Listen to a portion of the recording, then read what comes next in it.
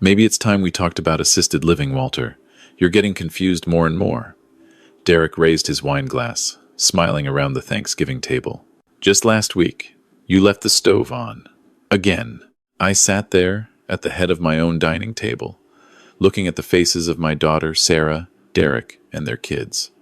My granddaughter, Emma, wouldn't meet my eyes. My grandson, Josh, stared at his plate. Sarah's expression was pained, caught between her husband and her father. I set down my fork carefully. The turkey I'd spent all morning preparing suddenly tasted like sawdust. "That's not what happened," I said quietly. Derek's smile widened. "Dad, we found the burner on when we got here. You could have burned the whole house down." "Dad." He'd only started calling me that 6 months ago, right around the time the incidents began. I looked at Sarah. "Sweetheart, you know that's not true. I turned everything off before you arrived. I checked twice." "Walter, maybe you just forgot," Derek said, his tone gentle, patronizing. "It happens. My grandmother was the same way before we moved her to Sunset Acres. Beautiful place, really. They have activities, nurse on staff, 24/7. "I don't need a nurse," I said, keeping my voice level. "And I didn't leave the stove on." "Okay, Dad." Sarah reached across the table, squeezing my hand. Her eyes were wet. "We can talk about this later." But we both knew Derek wouldn't let it rest. This was his show, his performance for an audience he'd been carefully cultivating for months. The concerned son-in-law, worried about his aging father-in-law's declining mental state. The responsible family man, trying to keep everyone safe. I smiled then, a real smile that made Derek's expression flicker with uncertainty. "You're absolutely right, Derek. We should talk about confusion." I reached into my pocket and pulled out a small device, no bigger than a car remote. "But first, why don't we watch some home movies?" His face went white. "Let me back up. I need you to understand how we got here, to this moment, with my son-in-law's carefully constructed lies about to crumble like a house of cards. My name is Walter Chen. I'm 67 years old, a widowed father, and up until 6 months ago, I thought I had a pretty good relationship with my son-in-law. I spent 40 years as an electrical engineer for Dell, designing circuit boards and power systems. When my wife Linda passed 3 years ago from cancer, Sarah and Derek were there for me, or at least, I thought they were. I live in a 4-bedroom house in Travis Heights, one of Austin's older neighborhoods. Linda and I bought it in 1985 for $85,000. Today it's worth close to $2 million, thanks to Austin's tech boom. The house sits on a half-acre lot with mature oak trees, walking distance to downtown. Property developers call me at least once a month, trying to buy it.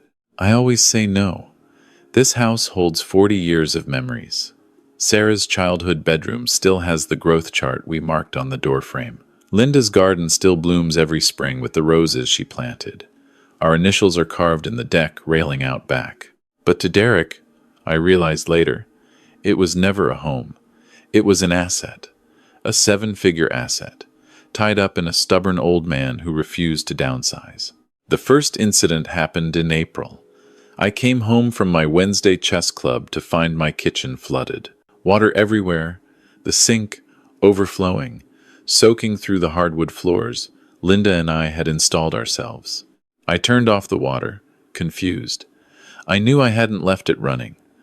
I was careful about things like that, maybe more careful than most people, because of my engineering background. Systems fail, yes, but not without cause. Derek and Sarah came over to help clean up. Derek did most of the talking. "Dad, you've got to be more careful," he said, using a shop vac on the water. "These old houses, one little mistake, and you've got thousands in damage." "I didn't leave the water running," I said. He exchanged a look with Sarah. "Okay, but it was running when you got home, right? So either you left it on, or..." He trailed off, letting the implication hang. "Or what? A ghost turned it on?" I didn't say it out loud, but I saw his point. There were only 2 possibilities. I'd left the water running and forgotten, or something was seriously wrong with me. Except there was a third possibility, one I didn't consider until much later. The second incident came 3 weeks later. I woke up at 2 in the morning to my smoke alarm blaring. I stumbled downstairs to find smoke billowing from the oven. Inside, a pizza box was smoldering, filling my kitchen with acrid smoke. I yanked it out, threw it in the sink, opened all the windows. My heart was pounding. I'd eaten that pizza for dinner, DiGiorno pepperoni, my usual Tuesday night meal. I always threw the box in the recycling bin outside. Always. But somehow, the box was in my oven. And somehow, the oven was on, set to 450 degrees. Derek arrived before I even called him. He lived only 10 minutes away, he explained. Sarah was worried after the sink incident, so she'd given him a key, asked him to check on me sometimes. Jesus, Walter. He walked through the smoke, opening more windows. You could have died. Carbon monoxide. Smoke inhalation. I didn't put that box in the oven, I said. Then how did it get there? I didn't have an answer. That was the problem. I didn't have answers. Only questions. And questions started to feel like confusion. And confusion started to feel like maybe, just maybe, something was wrong with my mind. Look, Derek said, and his voice was kind, concerned. I get it. My dad went through the same thing. Little lapses at first. Forgetting where he put his keys, leaving lights on, and then bigger stuff. He didn't want to admit it either. There's nothing wrong with me. Have you seen a doctor? Because Sarah's really worried. She doesn't say anything, but I can tell. After losing your mom, she couldn't handle losing you too. You know? Not like this. The guilt hit like a punch. Sarah, my baby girl, worrying about me. Scared I was slipping away into dementia, into the same cognitive decline that took my own father when I was 40. I'll make an appointment, I said. Derek smiled, clapped my shoulder. That's good, Walter. That's really good. We just want you safe. I saw my primary care physician, Dr. Patterson, who I'd been seeing for 15 years. She ran the standard tests, memory recall, cognitive function, even ordered an MRI. Everything came back normal. Better than normal for my age. You're sharp as a tack, Walter, she said. Whatever's happening at home, it's not dementia. I felt relief, but also a creeping unease. If my mind was fine, then what explained the incidents? The third one came in June. I went to my monthly poker night with the guys from the old Dell engineering team. When I came home at 11, my front door was standing wide open. I called the police. They searched the house, found nothing missing, no signs of forced entry. The lock wasn't damaged. Either I'd left it unlocked unlikely. I was paranoid about locks, or someone had a key. Any family members with access? The officer asked. My daughter has a key, and my son-in-law, I guess. He got one a few weeks ago. The officer wrote this down. You might want to consider changing your locks if you're worried about security. Maybe get one of those Ring doorbells. Good advice. I ordered the Ring doorbell that night. Derek heard about the open door from Sarah and came over the next morning, concerned as always. This is getting serious, Walter. What if someone had broken in? What if you'd been home alone and had a fall, and the door was open, and... He shook his head. Sarah and I have been talking. This house is too big for you. Too much to manage. I can manage just fine. Can you? Walter, be honest. The sink, the oven. Now this? These aren't small things. Dr. Patterson says I'm fine. Physically, sure. But there are other tests. Specialists who focus on memory issues. Early-stage dementia. I don't have dementia. Derek held up his hands. Okay. I'm just trying to help. Sarah's really stressed about this, you know? It's affecting her sleep, her work. She lies awake at night, wondering if you're safe. The guilt again. Sharper this time. I was hurting my daughter, worrying her, becoming a burden. What do you suggest? I asked. Have you thought about downsizing? There are some really nice senior living communities in Austin. Independent living, so you'd have your own place. But there's staff, on-site, activities, other people your age. You wouldn't be rattling around in this big house alone. This is my home. I know, and I respect that. But think about Sarah. Think about what's best for everyone. What's best for everyone. The phrase stuck in my head like a splinter. July brought 2 more incidents. I found my car in the driveway with the driver's door open and the interior light's dead battery drained completely. I knew I hadn't left it open, But again, how else to explain it? Then, the pharmacy called to say I'd missed picking up my blood pressure medication 3 times. And did I want to set up automatic refills? But I'd picked it up 2 weeks ago. I had the bottle right in my bathroom cabinet. Except when I looked, the bottle was gone. I found it a week later in the vegetable crisper of my refrigerator, tucked behind the lettuce. That's where I looked first, I told Sarah when she came over. I tore this house apart, looking for that medication. She hugged me, and I felt her trembling. Dad, please, we need to do something, Derek thinks. What does Derek think? He thinks you need more support, maybe someone to check on you daily, or, she took a breath. He's been researching memory care facilities. I don't need memory care. I need people to believe me. I want to believe you, Dad. I really do. But the evidence... What evidence? Things happening that don't make sense? That's not evidence of dementia. That's evidence of something else. Like what? I didn't know. Not then.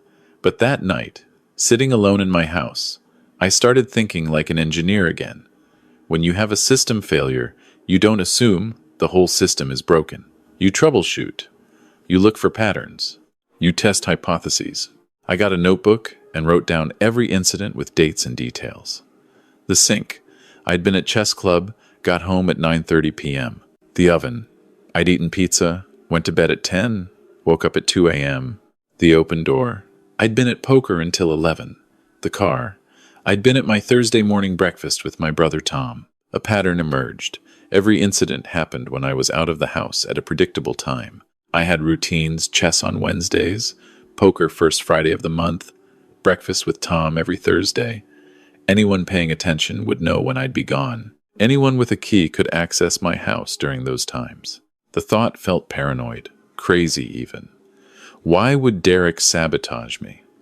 What did he have to gain? Then I remembered $2 million. That's what my house was worth. And Derek was a financial planner. He knew about money, about assets, about the fortune tied up in property that someone stubborn and healthy could live in for another 20 years. I felt sick. This was my son-in-law, the man my daughter married, the father of my grandchildren. I was imagining things, seeing conspiracy where there was only concern. But I couldn't shake the feeling. I installed my Ring doorbell and 2 more cameras, one covering the back door, one covering the driveway. I didn't tell anyone.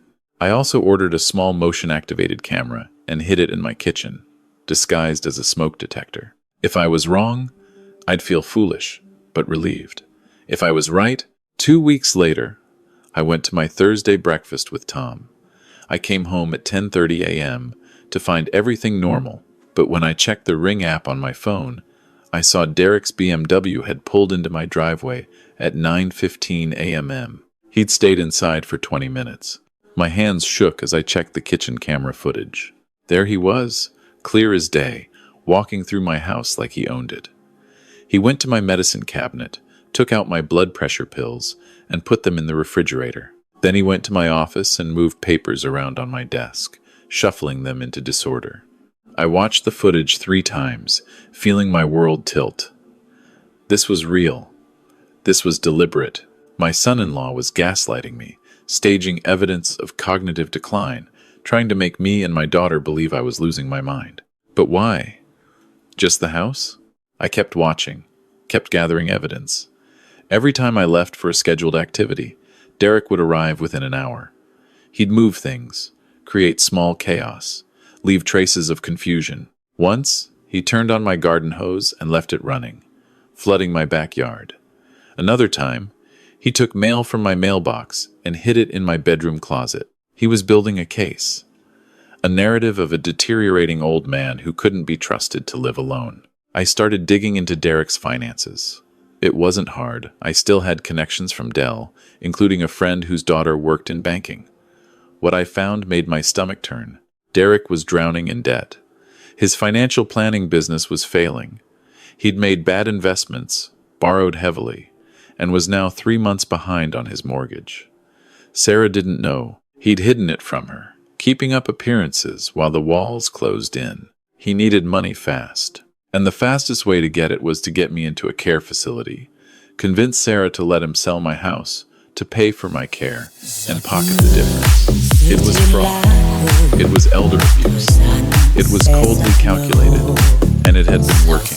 I thought about going to the police, but what would I say? My son-in-law has a key to my house and moves things around. He's in financial trouble and might want my property. Without Sarah's support, it would look like paranoid delusion, exactly what Derek wanted people to think. No, I needed something definitive, something that would make Sarah see the truth. So I planned. I'm an engineer. Planning is what I do. In October, Derek started pushing harder. He brought up assisted living almost every time I saw him. He'd show Sarah brochures, talk about touring facilities, mention friends whose parents were so much happier after. Thanksgiving's coming up, he said one Sunday dinner. Why don't we host this year? Give Walter a break from all the cooking and stress. I like cooking Thanksgiving, I said. Sure, but it's a lot of work. The shopping, the prep, cleaning up after. What if we did it at our place instead? Sarah jumped in. Actually, I'd love to have Thanksgiving at Dad's. It's tradition. We always do it there. I could see Derek's jaw tighten. Honey, I just think, I want to go to Dad's, she said firmly. The kids love Grandpa's house. Derek backed down, but I saw the calculation in his eyes. Fine, his expression said. We'll do it your way, but I'll make it work for me.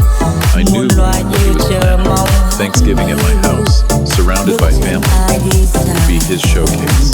The perfect opportunity to demonstrate my incompetence, to turn Sarah and the kids against me with a public display of my confusion. So I prepared my own showcase. I bought more cameras, 6 in total, hidden throughout my house. I backed up all my footage to the cloud, to external hard drives I kept in my car. I documented everything.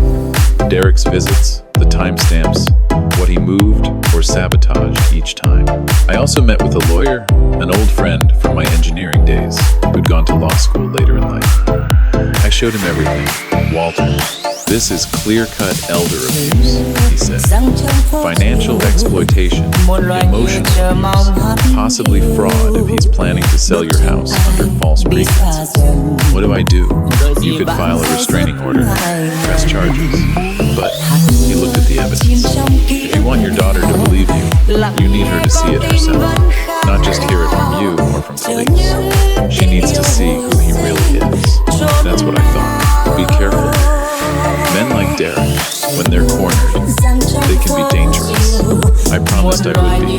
Thanksgiving morning, I got up at 5 a.m. and started cooking. Turkey, stuffing, mashed potatoes, green bean casserole, cranberry sauce, 3 kinds of pie. Linda's recipes, the same meal I'd been making for 40 years. Sarah and Derek and the kids were due at 2 p.m.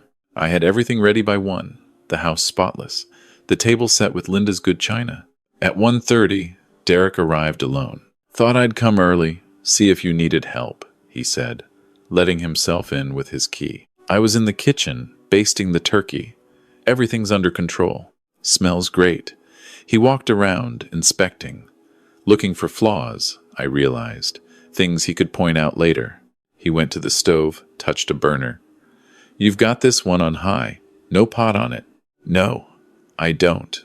I walked over. The burner was indeed on high, the coil glowing red. I smiled. Huh, must have bumped it. I turned it off, went back to the turkey.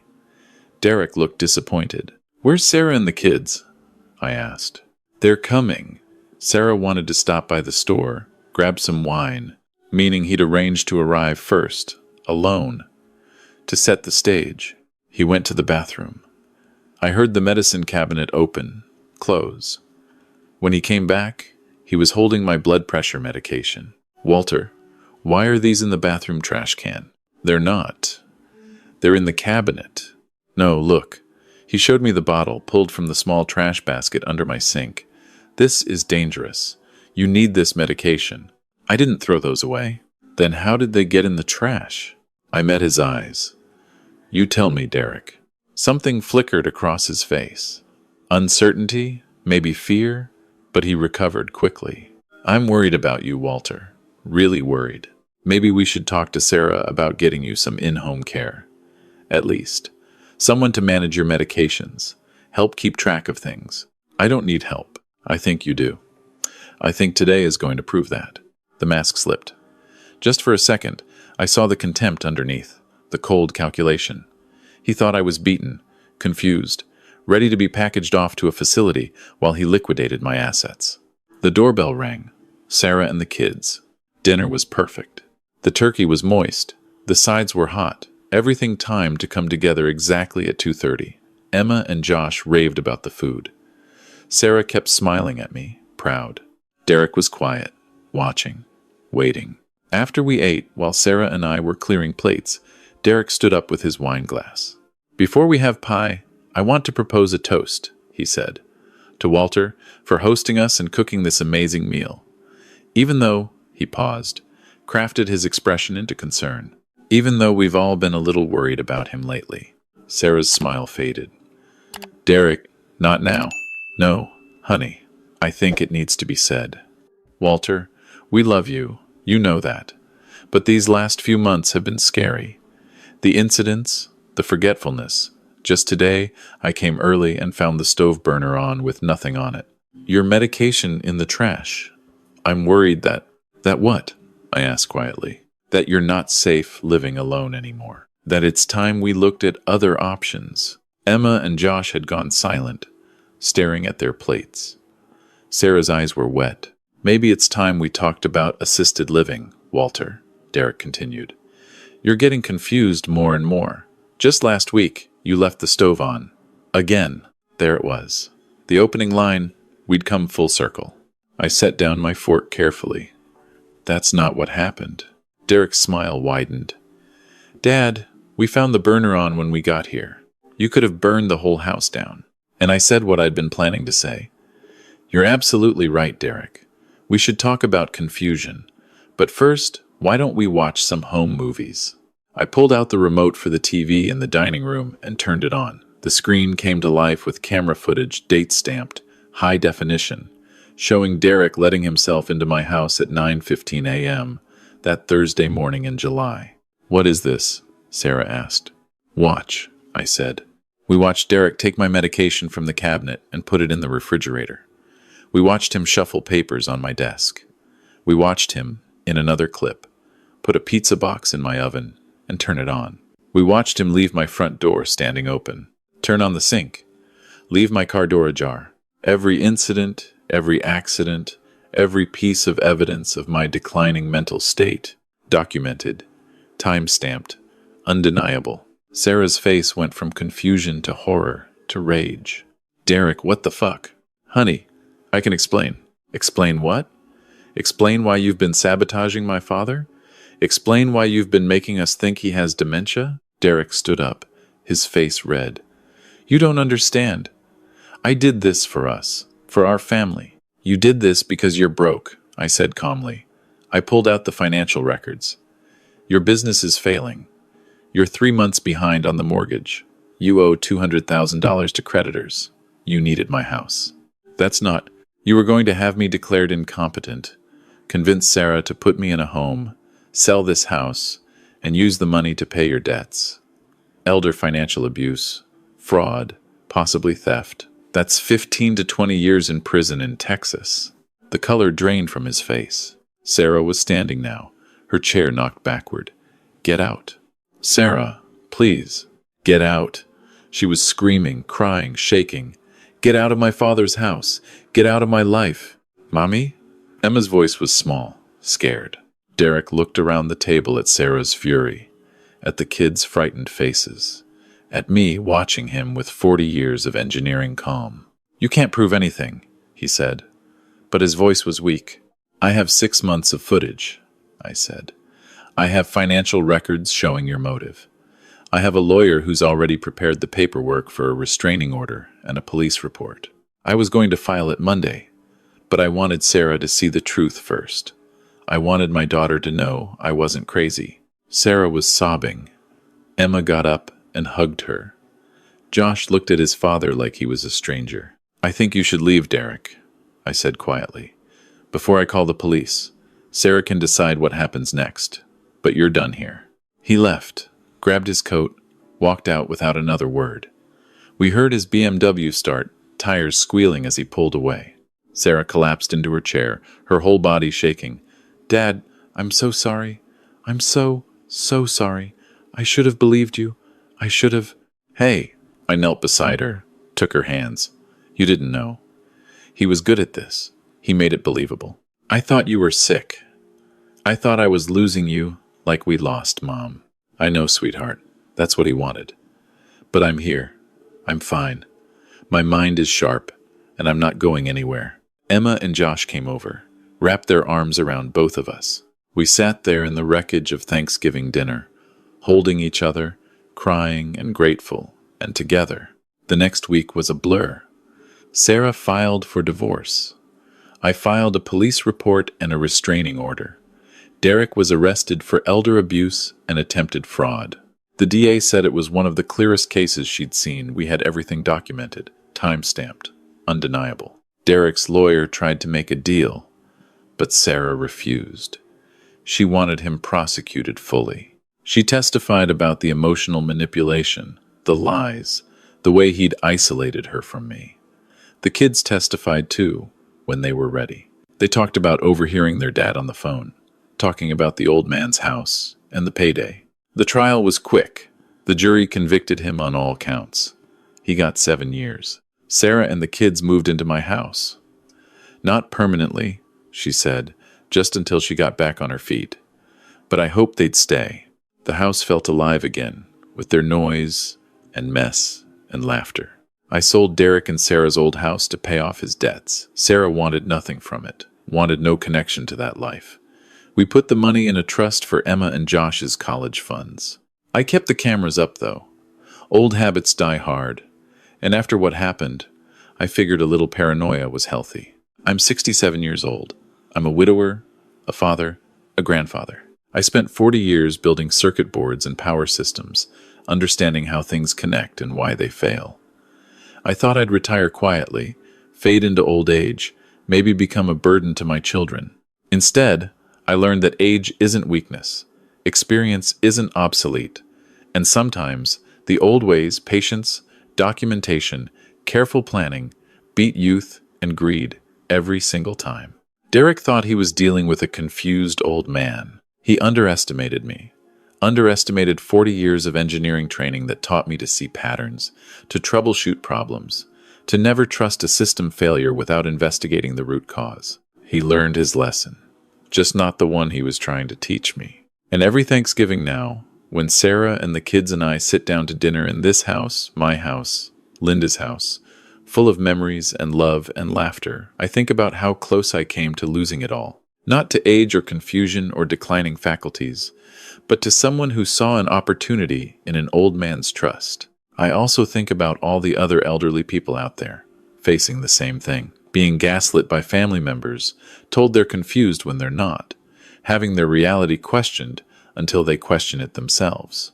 If you're reading this, if you're going through something similar, document everything. Trust your gut. You're not crazy. And age doesn't make you incompetent, it makes you experienced. Experience is power. Use it.